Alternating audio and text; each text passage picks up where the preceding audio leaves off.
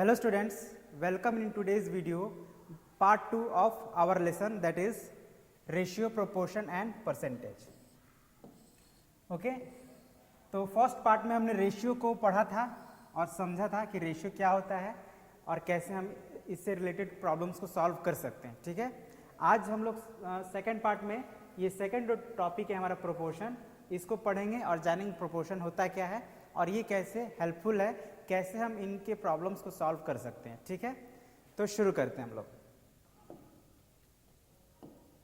सबसे पहले हम लोग ये समझते हैं कि प्रोपोर्शन है क्या. ओके तो आपने अगर फर्स्ट पार्ट देखा हो तो आपको उसमें मैंने बताया था कि रेशियो क्या होता है. ठीक है, एक बार मैं फिर से आप लोग को थोड़ा सा ब्रीफली रिवाइज कर देता हूं ताकि आप लोग को प्रोपोर्शन समझने में प्रॉब्लम ना हो. ओके तो रेशियो क्या होता है, तो मैंने बताया था कि if x and y are two numbers then x by y is the ratio of x and y. और इसको लिखते कैसे हैं, तो x और फिर ये कोलोन का यूज किया जाता है और y लिखा जाता है और इसको पढ़ते क्या है, x इज टू y. ये हम लोग पढ़े थे रेशियो के बारे में. ठीक है, एक एग्जाम्पल से इसको समझते हैं. 4 एंड 6 ये दो नंबर है, इसका रेशियो अगर हम निकालेंगे तो क्या होगा 4/6 और इसको हम लोग को सिंप्लीफाई कर लेना है तो 2 2 ज़ा 4 2 3 ज़ा 6 2:3 ये हमारा हो गया रेशियो. ओके तो अब रेशियो आप समझ गए तो अब प्रोपोर्शन को हम लोग आसानी समझ सकते हैं. प्रोपोर्शन में क्या होगा, तो an equation that states two ratios are equal. यहाँ पे ध्यान देना है, दो रेशियोज की बात करेंगे हम लोग. जब प्रोपोर्शन की बात करेंगे दो रेशियो की बात करेंगे और वो दोनों रेशियो क्या होने चाहिए, इक्वल होने चाहिए. तो अगर दो रेशियो इक्वल हैं तो हम उनको कहेंगे प्रोपोर्शन. अब आप कहेंगे दो रेशियो कैसे इक्वल होगा, तो आपने फ्रैक्शन में पढ़ा था कि दो फ्रैक्शन इक्वल होते हैं जिनको हम लोग इक्विवेलेंट फ्रैक्शन कहते हैं. ठीक है, तो सेम जैसे कि दो फ्रैक्शन इक्वल हो सकते हैं उसी तरह से दो रेशियो भी इक्वल हो सकते हैं. इसको एक एग्जाम्पल समझते हैं हम लोग. यही वाला एग्जाम्पल लेते हैं 4 एंड 6. 4 एंड 6 का रेशियो 4/6 होगा, है ना. अभी हमने सिंपल नहीं ऐसे ही लिख दिया है. और 2/3 का रेशियो होगा 2:3. अब आप ध्यान देंगे तो ये जो रेशियो 2:3 ये हमारा 4:6 के इक्विवेलेंट है, या ये कहिए कि 4:6 जो रेशियो है वो हमारा 2:3 रेशियो के इक्विवेलेंट है. तो हम इसी को कह सकते हैं कि 2:3 इज इक्वल टू 4:6. मतलब हमारा दो रेशियो इक्वल हो गया. और ऐसे ही इक्विवेलेंट रेशियोज को हम लोग प्रोपोर्शन कहते हैं. ठीक है, अब प्रोपोर्शन में जब भी हमारे पास दो रेशियोज होंगे तो वहाँ पे हम लोग इक्वल्स टू का साइन यूज नहीं करेंगे. इस बात का ध्यान देना है. हम लोग इक्वल्स टू के जगह पे दो कोलन का यूज करेंगे. ठीक है ना, यहाँ पे हम एक कोलन यूज करते थे, यहाँ पे दो कोलन. कोलन क्या होता है, ध्यान दीजिएगा, जब दो बिंदु को हम लोग इस तरह से लिखते हैं तो उसको कोलन पढ़ा जाता है. तो रेशियो में हम लोग सिंगल कोलन्स का यूज करते हैं और प्रोपोर्शन में डबल कोलन का यूज करते हैं. ठीक है, तो ये हो गया प्रोपोर्शन का साइन. अब हम कह सकते हैं कि रेशियो 2:3 और रेशियो 4:6 आर इन प्रोपोर्शन या आर प्रोपोर्शन. ठीक है, तो प्रोपोर्शन कोई ज़्यादा नहीं है, कोई बड़ी बात नहीं है, बस आप रेशियो अगर समझ गए तो इक्विवेलेंट रेशियो को हम लोग प्रोपोर्शन कहते हैं. ठीक है, अब देखते हैं कि इससे रिलेटेड. ठीक है, और ये एक ये भी बात है, हम लोग समझ लेते हैं. कहता है each proportion represents a pair of equivalent. जो मैं बात कर रहा था वही बेसिकली लिखा हुआ है कि जो ये प्रोपोर्शन है इसमें दो पेयर रेशियोज हैं जो कि इक्विवेलेंट हैं. ठीक है ना, तो वही बात है.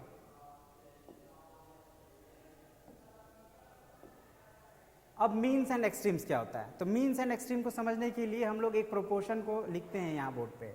सेम प्रोपोर्शन जो भी हमने लिखा था वही लिखते हैं.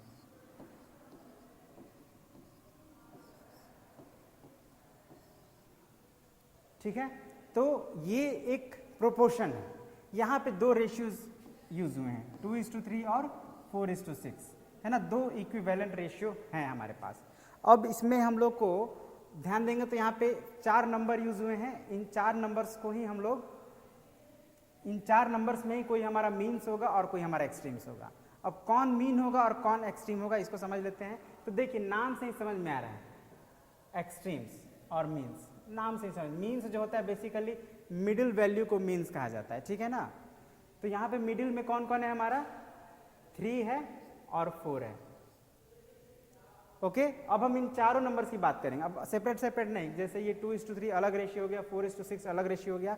अब हम इस चारों को एक साथ मिल के अगर हम बात करें तो ये सेकंड नंबर और थर्ड नंबर जो है हमारा, ये क्या कहलाएंगे, हमारे मीन्स कहलाएंगे, ठीक है। और एक्सट्रीम्स का मतलब होता है अंत वाला, है ना। तो अंत या शुरुआत, एकदम शुरू वाला या एकदम अंत वाले को ही एक्सट्रीम्स कहते हैं, है ना। तो यहाँ पे अब देखिए एकदम शुरू में 2 है और अंत में 6 है, तो इन दोनों नंबर्स को हम लोग कहेंगे एक्सट्रीम्स। मतलब अगर आपसे पूछा जाए कि इसमें मीन्स कौन है, तो आप क्या कहेंगे, मीन्स आर 3 and 4 और एक्सट्रीम्स आर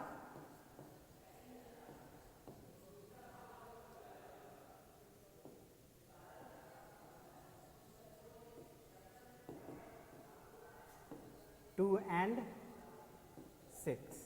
तो बहुत ही सिंपल सा बात है, हम लोग को मीन्स और एक्सट्रीम्स को याद रखने में कोई कठिनाई नहीं होगी। जो मिडिल टर्म्स हैं मतलब 3 और 4 ये हमारे मीन्स कहलाएंगे, और जो किनारे वाले हैं जैसे ये 2 और ये 6 इसको हम लोग कहेंगे एक्सट्रीम्स। इसी तरह कोई भी अगर प्रोपोर्शन आपको दिया हो तो आप आसानी से बता सकते हैं कि उनके मीन्स कौन कौन से नंबर हैं और एक्सट्रीम्स कौन कौन से नंबर हैं, ठीक है। तो इसी बेस पे आइए देखते हैं हम लोग कुछ क्वेश्चंस को सॉल्व करते हैं और अपने इस जो हमने सीखा उसको और क्लियर करते हैं। तो क्वेश्चन पहला है हमारा, circle the means in the following, ठीक है। ये दो प्रोपोर्शन दिए गए हैं, एक ये ए है जिसमें 2, 5, 10, 25 है और एक बी जिसमें 1, 4, 8, 32 है। ये दो प्रोपोर्शंस दिए गए हैं, हमको ये बताना है कि इनमें मीन्स कौन है और एक्सट्रीम्स कौन है। तो सबसे पहले तो इस क्वेश्चन को हम लोग एक बार लिख लेते हैं।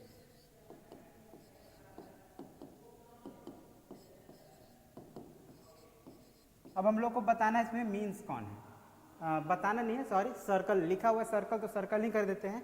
तो मीन्स कौन कौन से हो गए हमारे, 5 और 10, ठीक है। बस यही करना है, जो मीन्स होंगे उनको सर्कल कर देना है। उसी तरह से बी, पहले हम लोग लिखेंगे क्वेश्चन को,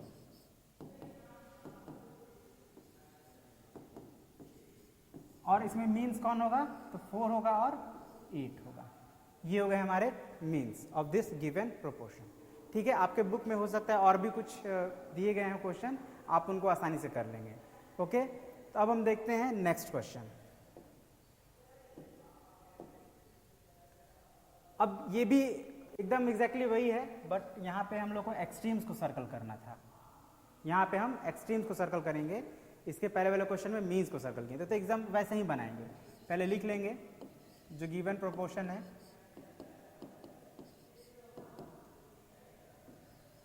अब एक्सट्रीम्स हम जानते हैं कि पहला और आखिरी वाला नंबर होता है, मतलब ये एक एक्सट्रीम हो गया और एक ये एक्सट्रीम हो गया, ठीक है। उसी तरह से बी में भी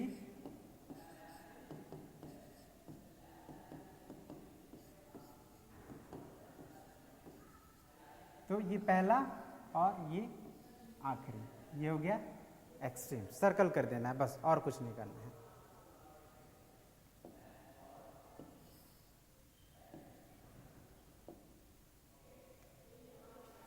तो अब ये हमारा एक क्वेश्चन है जो कि सही से थोड़ा सा इसको मैं फिर एक बार फिर से लिख देता हूँ। ये हमारा क्वेश्चन एक्चुअली इस तरह से है, x/10 = 6/20। हमको इसमें x की वैल्यू बतानी है, ठीक है। x की जगह पे एक नंबर होना चाहिए, उस नंबर को हमको फाइंड करना है, ठीक है। तो कैसे करेंगे, तो आपने ऑलरेडी जब हम लोग फ्रैक्शन पढ़ रहे थे तो उसमें इक्विवेलेंट फ्रैक्शंस जो होते थे उनमें हम लोग मिसिंग इसी तरह से आता था और हम लोग उसको सॉल्व करते थे। तो सेम उसी मेथड को यूज़ करके भी हम लोग यहाँ पे सॉल्व कर सकते थे, सॉल्व कर सकते हैं और x का वैल्यू निकाल सकते हैं। तो कैसे करेंगे एक बार देख लेते हैं। तो आप जानते हैं कि अगर कोई दो फ्रैक्शन इक्वल हो तो हम उनको इक्विवेलेंट फ्रैक्शन कहते हैं, और इक्विवेलेंट फ्रैक्शन के जो क्रॉस प्रोडक्ट्स होते हैं वो इक्वल होते हैं। तो इस कंडीशन में हमारा क्रॉस प्रोडक्ट्स क्या होगा, तो x और 20 का प्रोडक्ट और इधर 10 और 6 का प्रोडक्ट। देखिए ध्यान दीजिएगा, मैंने 10 और 6 को स्क्वायर में घेरा है और x और 20 को सर्कल में घेरा है, मतलब x को 20 से मल्टीप्लाई करना है और 6 को 10 से मल्टीप्लाई करना है। क्यों करना है? क्योंकि ये दोनों इक्विवेलेंट फ्रैक्शन है और दोनों इक्विवेलेंट फ्रैक्शन के जो क्रॉस प्रोडक्ट होते हैं वो इक्वल होते हैं। ठीक है, तो हम लोग वही करते हैं, x को 20 से मल्टीप्लाई किए और 6 को 10 से मल्टीप्लाई किए और ये क्या होंगे? इक्वल होंगे। ठीक है, ये बात आपको ध्यान रखना है। अब आप यहाँ पे ध्यान दीजिए, यहाँ पे x में तो 20 से मल्टीप्लाई नहीं हो पाएगा। क्यों? क्योंकि x का वैल्यू हमको पता नहीं है, तो हमको 20 से मल्टीप्लाई नहीं कर सकते हैं। मगर यहाँ पे 6 और 10 में मल्टीप्लाई हो जाएगा तो क्या हो जाएगा? 60 हो जाएगा। ठीक है, अब हमको x की वैल्यू निकालनी है। तो याद करिए, आपको एक बार आपको पहले बताया जा चुका है कि जब भी किसी दो नंबर का प्रोडक्ट, किसी दो नंबर को मल्टीप्लाई करने पर हमको प्रोडक्ट मिलता है, उसमें से अगर एक नंबर का वैल्यू पता है तो दूसरा नंबर का वैल्यू निकालने के लिए हम लोग क्या करते हैं, वो जो पता है जिसका वैल्यू, उससे डिवाइड कर देते हैं, उससे प्रोडक्ट को डिवाइड कर देते हैं। ठीक है, मतलब अगर हमारा ये गिवन नंबर है और ये अदर नंबर है, तो अदर नंबर निकालने के लिए हम लोग क्या करते थे, प्रोडक्ट को डिवाइड कर देते थे गिवन नंबर से। यानी यहाँ पे जो है x का वैल्यू निकालने के लिए हम लोग क्या करेंगे, 60 को 20 से डिवाइड कर देंगे। ठीक है ना, ये हम लोग पहले भी करते हैं। या आप ऐसे ध्यान भी रख सकते हैं कि जब भी हम साइड चेंज करते हैं, देखिए साइड मतलब क्या, ये बीच में इक्वल्स टू है, इस इक्वल्स टू के लेफ्ट में जो भी एक्सप्रेशन दिया है उसको हम लोग लेफ्ट हैंड साइड कहते हैं, और जो राइट में एक्सप्रेशन दिया रहता है उसको राइट हैंड साइड वाला एक्सप्रेशन कहते हैं। अब ये देखिए 20 जो है वो लेफ्ट हैंड साइड में है, अगर इस 20 को हमको राइट हैंड साइड में लाना है तो हम क्या करेंगे, इस 20 को यहाँ पे मल्टीप्लाई हो रहा है तो इधर आएगा तो वो डिवाइड करेगा। ठीक है ना, ये छोटा सा कॉन्सेप्ट है इक्वेशन से रिलेटेड जो आपको ध्यान रखना है, और इसके बारे में डिटेल में हम लोग आगे क्लास में पढ़ेंगे। ठीक है, फिलहाल आप इतना ध्यान रखिए। अब इसको सॉल्व करिए, 60 को 20 से डिवाइड करिएगा तो क्या आएगा, 3 आ जाएगा, और यही हमारा हो गया x का वैल्यू आंसर। ठीक है, लेकिन ये तो मेथड हम लोग तब यूज करते थे जब हम लोग फ्रैक्शन के चैप्टर में पढ़ रहे थे। ये चैप्टर जो हमारा है वो प्रोपोर्शन से रिलेटेड है, तो हम लोग इसको प्रोपोर्शन की तरह से कैसे सॉल्व कर सकते हैं ये जानना बहुत ज़रूरी है। ठीक है ना, ये तो मैंने आपको बताया ताकि आप जो पहले पढ़े हैं वो आपको याद आ जाए, मगर हम लोग इसको प्रोपोर्शन से रिलेटेड अगर मतलब वो मेथड भी हमको सीखना बहुत ज़रूरी है। तो वो कैसे करेंगे वो एक बार देख लेते हैं। तो ठीक है, मैं इसको नेक्स्ट पेज पे करता हूँ। ओके, तो क्वेश्चन क्या था हमारा, x by 10 equals to 6 by 20, ये हमारा क्वेश्चन है। हमको x की वैल्यू निकालनी है ना, प्रोपोर्शन जो हम लोग पढ़ रहे हैं उसके बेस पे। तो आपको जैसे मैंने बताया कि जब कोई फ्रैक्शन हो x बाई वाई, तो उसको जब हम लोग रेशियो में लिखते हैं तो क्या लिखते हैं, x इज टू वाई लिखते हैं। तो यहाँ भी x बाई 10 को हम लिख सकते हैं x इज टू 10, और सिमिलरली इसको हम लोग लिखेंगे 6 इज टू 20। अब यहाँ पे आप देखिए ये लगभग प्रोपोर्शन के फॉर्म में हो गया, इसको हम लोग ऐसे भी लिख सकते हैं।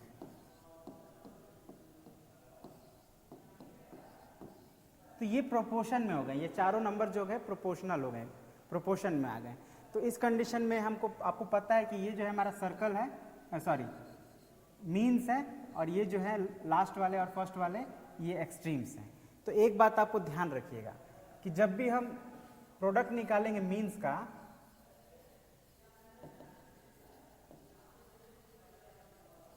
और प्रोडक्ट ऑफ एक्सट्रीम्स का अगर हम निकालें,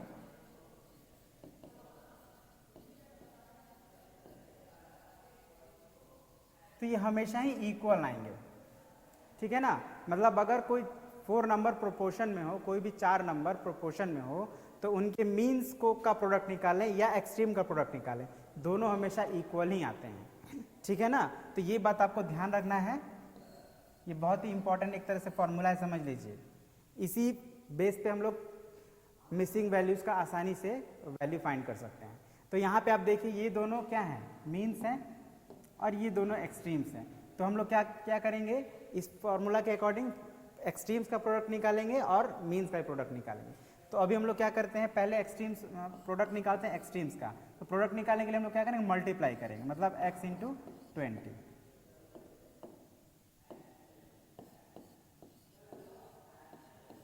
ओके, ये हो गया किसका प्रोडक्ट? एक्सट्रीम्स का प्रोडक्ट, x और 20। ध्यान दीजिएगा, ये x और 20 का प्रोडक्ट है। अब हम लोग को मीन्स का प्रोडक्ट निकालना है, मतलब 10 और 6 का। तो 10 और 6 का प्रोडक्ट निकालने के लिए क्या करेंगे? 10 में 6 से मल्टीप्लाई करेंगे। अब देखिए ऑलमोस्ट ये हमारा उसी के फॉर्म में आ गया जो हम लोग पहले बनाए थे, क्रॉस प्रोडक्ट के फॉर्म में आ गया। अब हम लोग इसको सॉल्व कर लेंगे। क्या करेंगे? x मल्टीप्लाइड बाई 20, क्योंकि यहाँ पे तो ये मल्टीप्लाई होगा नहीं, x का वैल्यू पता नहीं है, बट ये 10 6 हो जाएगा 60।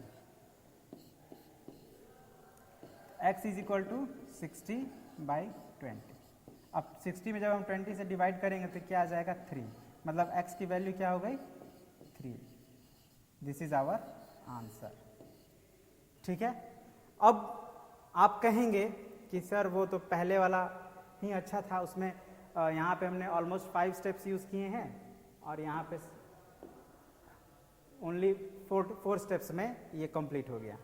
बट ये जो है हमारा मेथड हम लोग फ्रैक्शन में यूज़ करते हैं और हम लोग को ये अभी प्रोपोर्शन पढ़ रहे हैं, तो प्रोपोर्शन वाला मेथड भी जानना ज़रूरी है। ठीक है ना, वो कॉन्सेप्ट जानना ज़रूरी है।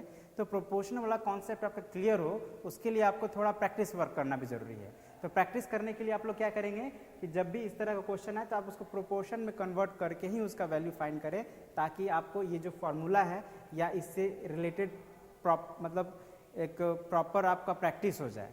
ठीक है ना, ताकि आपको ये कॉन्सेप्ट भी क्लियर हो जाए और ये फॉर्मूला भी याद हो जाए। ओके, तो ये ध्यान रखिएगा, कोशिश करिए यही वाला मेथड यूज़ करने का। ठीक है ना, ये वाला जो मेथड अभी मैंने बताया, इसी मेथड से आप ट्राई करिएगा क्वेश्चन सॉल्व करने का। अब नेक्स्ट क्वेश्चन है हमारा, which of the following proportions are equivalent. Equivalent हमको बताना है कि इनमें से कौन इक्विवेलेंट है। तो इक्विवेलेंट फ्रैक्शन क्या, इक्विवेलेंट प्रोपोर्शन क्या है?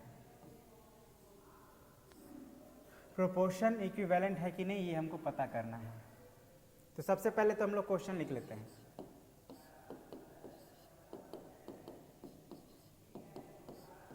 ठीक है, ये एक प्रोपोर्शन है।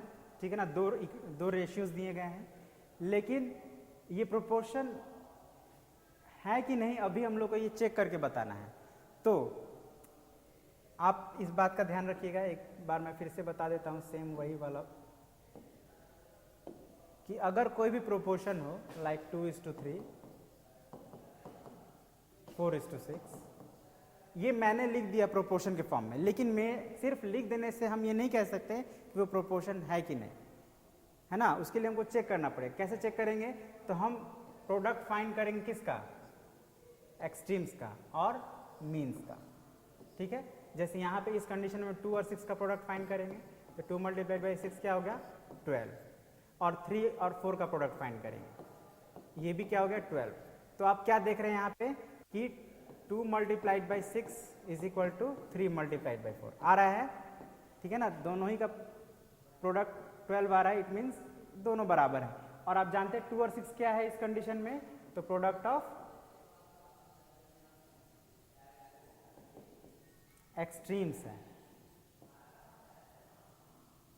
और ये 3 और 4 का प्रोडक्ट क्या है? Product of means.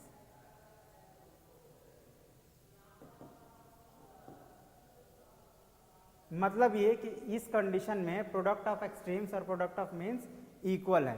तो जब भी कोई इस तरह से प्रोपोर्शन दिया हो और उनका प्रोडक्ट ऑफ एक्सट्रीम्स और मीन्स इक्वल आए, तो हम कहेंगे कि ये जो प्रोपोर्शन है given are equivalent.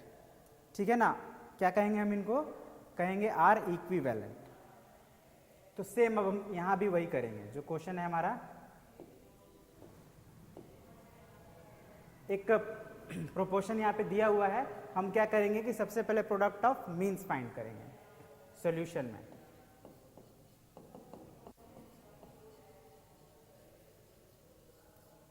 Product of means, तो प्रोडक्ट ऑफ मीन्स क्या होगा? यहाँ पे मीन्स हैं, एक 2 है और एक 5 है, तो हम इसको मल्टीप्लाई कर देते हैं। कितना आया? 10 आ गया।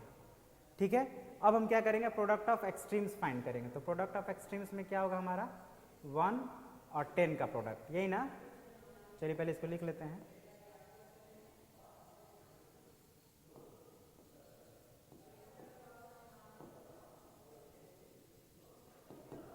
1 मल्टीप्लाइड बाई 10। देखिए प्रोडक्ट ऑफ मीन्स भी 10 आया और प्रोडक्ट ऑफ एक्सट्रीम्स भी 10 आया। इट मीन्स व्हाट कि ये जो गिवन प्रोपोर्शन है आर इक्विवेलेंट। तो हम लिख लेते हैं यहाँ पे since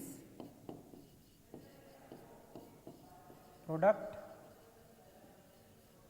of means is equal to product of extremes,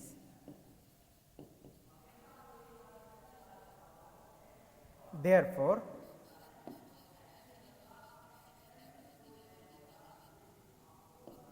है ना, therefore ये जो given proportion है मतलब 1:2, 5:10 are इक्विवेलेंट।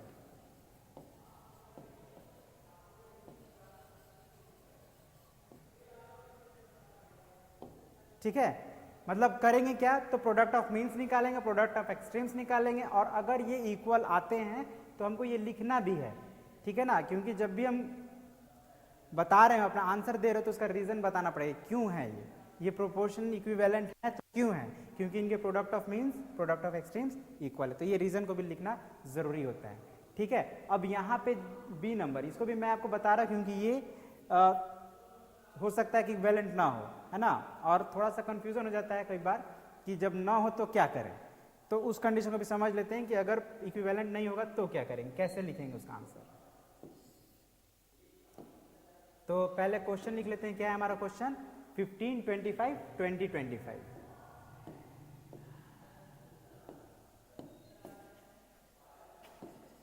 बी में हमारा 15, 25, 20, 25। इसको भी हमको ये बताना है कि ये जो प्रोपोर्शन है वो इक्विवेलेंट है या नहीं। तो क्या करेंगे हम लोग, इसका हम लोग मतलब मीन्स और एक्सट्रीम्स का प्रोडक्ट निकालेंगे।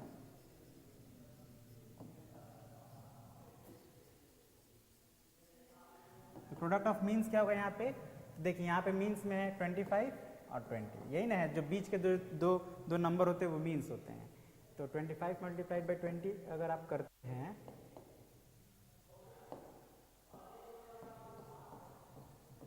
तो ये आपका हो जाएगा 500। आप मल्टीप्लाई करके चेक कर लीजिएगा, 500 ही आएगा। ठीक है ना, अब हम लोग क्या करेंगे, product of extremes.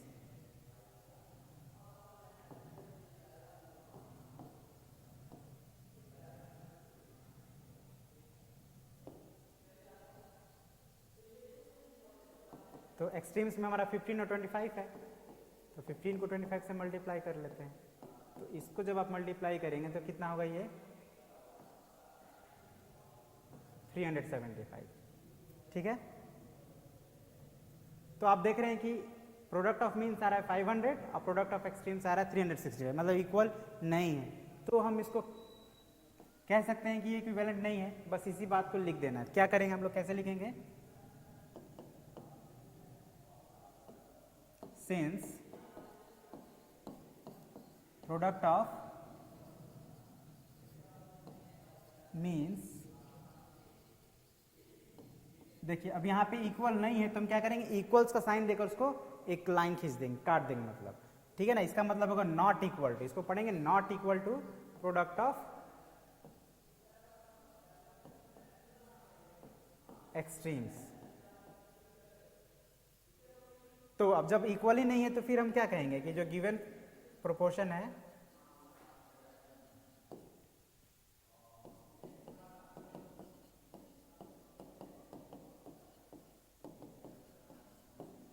Are not equivalent. ठीक है ना, बस इसी बात का ध्यान देना है कि इक्वल्स रहेगा तो यहाँ पे इक्वल्स का साइन देंगे, नहीं रहेगा तो इक्वल्स का साइन लेके काट देंगे तो नॉट इक्वल्स टू हो जाएगा, और फिर ये लिख देना है कि नॉट इक्विवेलेंट। ठीक है, प्रॉपरली आप उसको लिखेंगे तो सही रहता है, जो भी आपका कॉपी देखेंगे उनको समझ में आ जाएगा आपने क्या किया और कैसे बनाया है। ठीक है,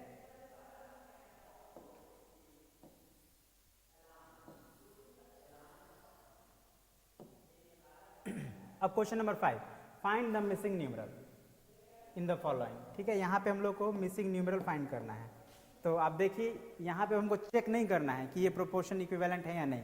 यहाँ पे ये ऑलरेडी हम लोग मान लेंगे कि इक्विवेलेंट फ्रैक्शन है, तभी हम लोग y का वैल्यू निकाल पाएंगे। ठीक है ना, तो हम लोग सबसे पहले क्वेश्चन लिख लेते हैं 6:8 एंड 24:y, ये हमारा प्रोपोर्शन है गिवन। अब हम क्या करेंगे, तो अब यहाँ पे हमको चेक नहीं करना है, मतलब ये ऑलरेडी हम जानते हैं कि ये जो गिवन नंबर्स हैं आर इन प्रोपोर्शन। तो जब प्रोपोर्शन में होंगे तो हम क्या होगा, product of means will be equal to product of extremes. तो इस चीज को एक बार लिख देते हैं,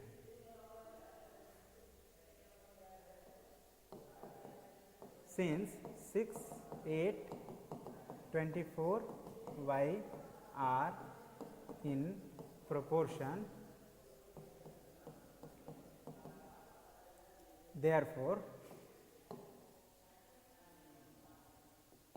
what, product of means and equal to product of extremes. तो देखिए y जो है एक्सट्रीम का पार्ट है, तो पहले हम लोग प्रोडक्ट ऑफ एक्सट्रीम लिख देते हैं, मतलब 6 × y, यही होगा ना, यही हमारा एक्सट्रीम्स है 6 और y, ये प्रोडक्ट ऑफ मतलब एक्सट्रीम्स है, तो इसका प्रोडक्ट निकालेंगे तो क्या करेंगे 6 × y आ जाएगा।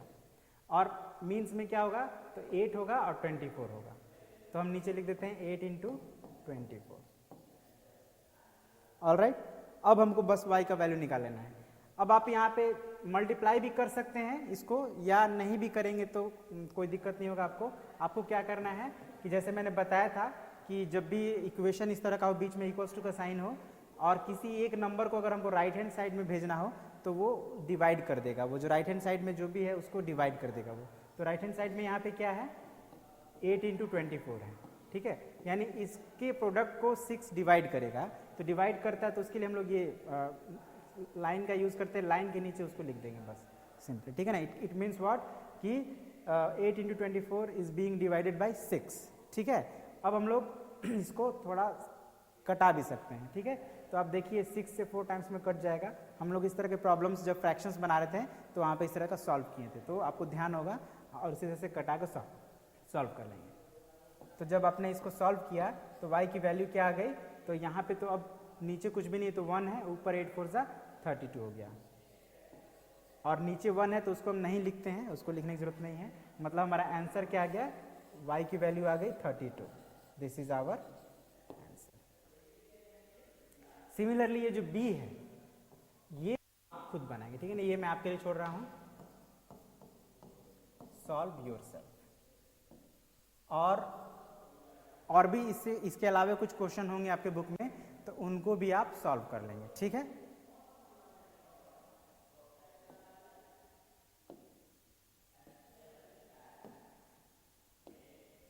अब अनदर क्वेश्चन। ठीक है ना, क्वेश्चन नंबर 6।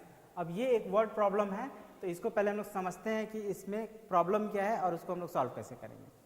तो the problem is the ratio of the length and breadth, है ना, मतलब लेंथ है और ब्रेड्थ है, लेंथ और ब्रेड्थ है और उसका रेशियो है। ठीक है ना, वो कितना है, ऑफ ए कारपेट। कारपेट मतलब वो जो नीचे बिछाते हैं, चटाई बोला जाता है उसको, उसका क्या है रेशियो, 5:4। ठीक है ना, इसका एक डायग्राम बना देते हैं यहाँ पे। आपने देखा हो कारपेट इस तरह से रेक्टेंगल शेप में होता है। कह रहा है कि इसका जो लेंथ है और इसका ये ब्रेड्थ है, अब इनका बीच का रेशियो क्या है, 5:4, है ना। अब कह रहा है कि if it's breadth means b is equal to कितना है, 20 metre.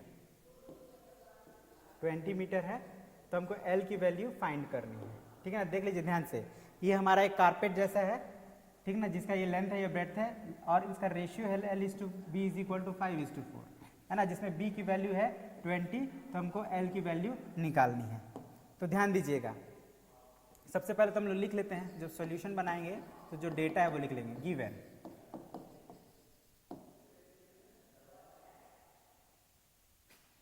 l is to b is equal to 5:4, b is equal to 20 metre, ये है गिवन। ठीक है, तो अब हम क्या करते हैं, ये जो b का वैल्यू 20 मीटर, ये हम b के प्लेस पर रख देते हैं। और जैसे कि आप जानते हैं कि जब दोनों रेशियो इक्वल होते हैं तो वो प्रोपोर्शन में होते हैं, तो तो हम इसको अगर प्रोपोर्शन के फॉर्म में लिखे तो ऐसे लिख सकते हैं L is to B and फिर 2 टाइम्स कोलोन एंड 5:4। ठीक है ना। अभी मैंने बताया कि जब 2 रेशियो इक्वल हो तो उसको हम लोग प्रोपोर्शन कहते हैं। अब प्रोपोर्शन का साइन हम यूज कर दिए और कुछ नहीं।